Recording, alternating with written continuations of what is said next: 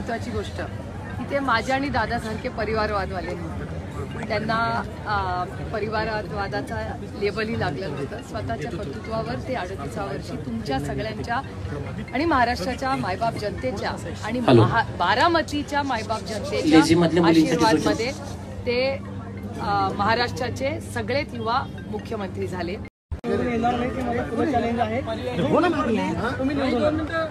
ही लोकशाही आहे आणि प्रत्येकाला त्याचं मत मांडण्याचा अधिकार आहे. ताई, काल असं पण दादा बारामतीत बोलताना म्हणाले की यापुढे फक्त माझंच ऐकायचं, बाकी कोणाचंच ऐकायचं नाही. आणि मी वयाच्या 60व्या वर्षी खरं तर हा निर्णय घेतलेला आहे. काहींनी 38व्या वर्षीच हा निर्णय घेतलेला आहे. म्हणजे नाव न घेता थेट त्यांनी साहेबांवर अशा पद्धतीने टीका केलेली आहे. म्हणला ही गोष्ट अतिशय बरोबर आहे. आदरणीय पवार साहेबांनी 38 वर्षी काय निर्णय घेतला ह्या मी तर खरं खूप लहान होते, त्याच्यामुळे मला त्याची फारसा माहिती नाही. पण तुमच्याच चॅनलवर शालिनीताई पाटलांनी सविस्तर काय झालं ही माहिती एकतर दिली होती. आणि बारामती आणि तमाम पुणे जिल्हा आणि महाराष्ट्राच्या जनतेचे मी मनपूर्वक आभार मानते की त्यांच्या आशीर्वादाने प्रेमाने 38व्या वर्षी आदरणीय पवारसाहेब महाराष्ट्राचे सगळ्यात युवा मुख्यमंत्री झाले. आणि आजही देशात जो रेकॉर्ड आहे मुख्यमंत्रीपदाचा त्याच्यात आदरणीय पवारसाहेबांचं नाव 2 नंबरला आहे. की सगळ्यात युवा असा मुख्यमंत्री होणारे महाराष्ट्रातले सगळ्यात युवक म्हणजे आदरणीय पवारसाहेब. आणि सगळ्यात महत्त्वाची गोष्ट की ते माझ्या आणि दादासारखे परिवारवादवाले नव्हते. त्यांना परिवारवादाचा लेबलही लागलं नव्हतं. स्वतःच्या कर्तृत्वावर ते 38 वर्षी तुमच्या सगळ्यांच्या आणि महाराष्ट्राच्या मायबाप जनतेच्या आणि बारामतीच्या मायबाप जनतेच्या आशीर्वादमध्ये ते महाराष्ट्राचे सगळेच युवा मुख्यमंत्री झाले. त्यानंतर महाराष्ट्राच्या मायबाप जनतेच्या आशीर्वादाने 3 वेळा आणखीन वेळा झाले. त्यानंतर LOP म्हणजे पार्लमेंटमध्येही लोकसभेतही लीडर ऑफ ऑपोजिशन राहिले अनेक वर्ष. डिफेन्स मिनिस्टर झाले, ॲग्रिकल्चर मिनिस्टर झाले. आणि त्यामुळे जी त्यांचा जो प्रवास जो बारामतीत काटेवाडीतून सुरू झाला त्या तमाम बारामतीकरांच्या समोर मी नतमस्तक होते की आदरणीय पवारसाहेब आणि पवार कुटुंबाला जो आशीर्वाद आणि साथ बारामतीकरांनी दिली त्यातूनच गेले 60 वर्ष जे आदरणीय पवारसाहेब समाजकारण आणि राजकारण करतात त्याची सगळ्याची सुरुवात काटेवाडी आणि बारामतीतून झाली. आणि कालही दादा बोलताना आणखीन एक गोष्ट बोलले की मोदीजी आणि अमित शहाजी त्यांचं ऐकतात. ती फार चांगली गोष्ट आहे कारण आज ते सत्तेमध्ये त्या देशाचे प्रधानमंत्री आहेत. आणि जर प्रधानमंत्री त्यांच्या काही सूचना दादांच्या ऐकत असतील तर अतिशय विनम्रपणे मला असं वाटतं आपण सगळेच आपल्या काही जे प्रश्न आहेत ते आपण दादा दरबारी मांडूया की दादांची च्या थ्रू जर मोदीजी आणि अमित शहाजी सगळ्या गोष्टी करत असतील तर हे मी मनापासून त्याचं स्वागत करते. आणि अतिशय विनम्रपणे महाराष्ट्राच्या मायबाप जनतेच्या वतीने दादांना विनम्र विनंती करते की त्यांनी महाराष्ट्रात सरसकट कर्जमाफी करून घ्यावी. आपल्या शेतकरी प्रचंड अडचणीत आहेत. त्यानंतर दुधाचा असेल किंवा आज तुम्ही बघताय इथेनॉलचा तोही प्रश्न. त्यानंतर आरक्षण मराठा, धनगर, लिंगायत आणि मुस्लिम समाजाच्या आरक्षणाचा विषय आहे. हा अतिशय गंभीर आहे. महागाई, बेरोजगारीचे प्रकल्प महाराष्ट्रातून दुसऱ्या राज्यात गेले आहेत त्याचाही त्यांनी एक आढावा त्या दोघांबरोबर घ्यावा. आणि त्याबरोबरच जर हे सगळं दादांच्या मार्गदर्शनाने होणार असेल तर जसं आदरणीय पवारसाहेबांना 38व्या वर्षी बारामतीकरांच्या आशीर्वादाने आणि महाराष्ट्राच्या तमाम जनतेच्या आशीर्वादाने एक मोठी संधी या राज्याचं नेतृत्व करायची मिळाली त्याच्यामुळे माझ्यापेक्षा जास्त शालिनीताई पाटील त्या जास्ती स्पष्टपणे सांगू शकतील कारण का त्या तिथे उपस्थित होत्या सगळ्या घटना झाल्या. तुम्ही इतके दिवस सतत म्हणताय की स्प्लिट नाहीये पार्टीमध्ये, स्प्लिट नाहीये, काल आहे नाही. राष्ट्रवादी काँग्रेस पक्षाचे अध्यक्ष आदरणीय पवार साहेब आहेत. महाराष्ट्राचे अध्यक्ष आदरणीय जयंत पाटील आहेत.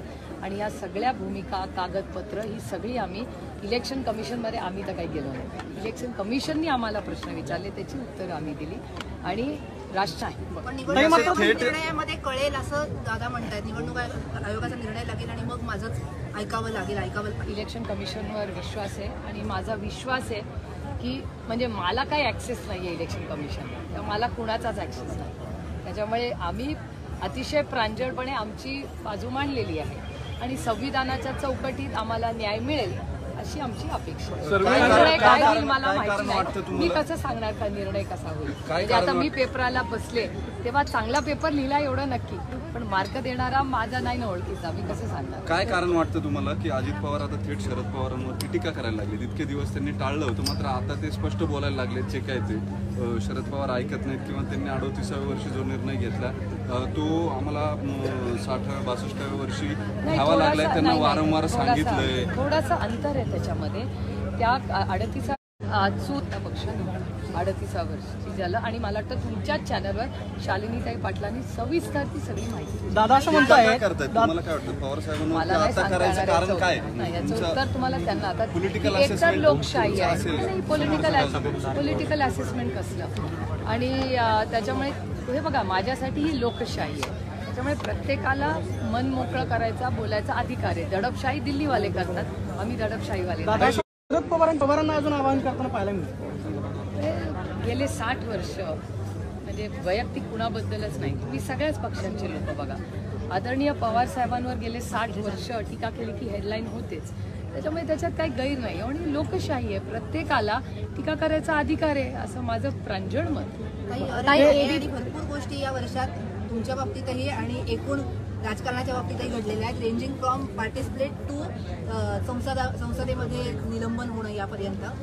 नेक्स्ट इयरच्या दृष्टिकोनातनं ही सगळी कायदेशीर लढाई आणि त्याचबरोबर इलेक्शन इयर पण आहे. So what are you wishing for or what do you want to happen? Wishing असं नाही, माझं असं वाटतं की मला विचाराल तुम्ही तर सगळं स्वतःच्या चौकटीत बघायचं नसतं. मी आज म्हणजे या क्षणाला आज जम्मू काश्मीरमध्ये जे होत आहे आणि मणिपूरमध्ये जे होत आहे ते अतिशय वेदना आणि अस्वस्थ करणाऱ्या घटना आहेत. ज्या पद्धतीने तिथे हल्ला झाला, आपले 1 नाही 2 नाही 5 असे शूरवीर सुपुत्र, हे आपण खरं तर त्यांना श्रद्धांजली आदरांजली आपण सगळ्यांनी दिली पाहिजे. त्यांचं कुटुंबाचं दुःख काय असेल.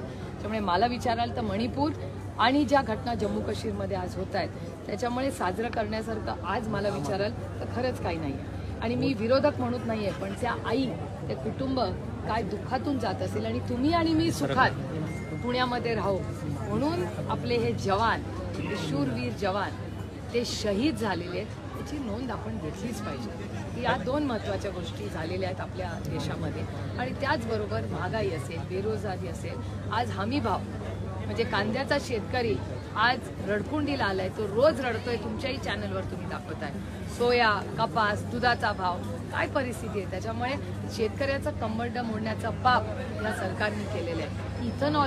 इथेनॉलवर कन्फ्युजिंग सिग्नल देत आहे. पॉलिसी पॅरालिसिस, जे मी अनेक महिने तुम्हाला म्हणते, या राज्यामध्ये पॉलिसी पॅरालिसिस झालेला आहे. दादा असं म्हणतात की महाविकास आघाडीकडे, इंडिया आघाडीकडे पंतप्रधान पदाचा कोणताच चेहरा नाही.